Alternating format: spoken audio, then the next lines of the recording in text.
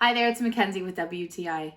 Now, I don't know about you, but when I like to take a swig, I want my drink to be as cold as possible. That's my favorite. It's more refreshing that way to me. This Swig tumbler is gorgeous. It's got that incredible marbling effect, and it's called Purple Rain for a reason.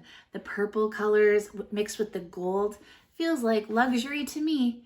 Now, for this one, ice cubes will stay cold and still in ice cube form all night long.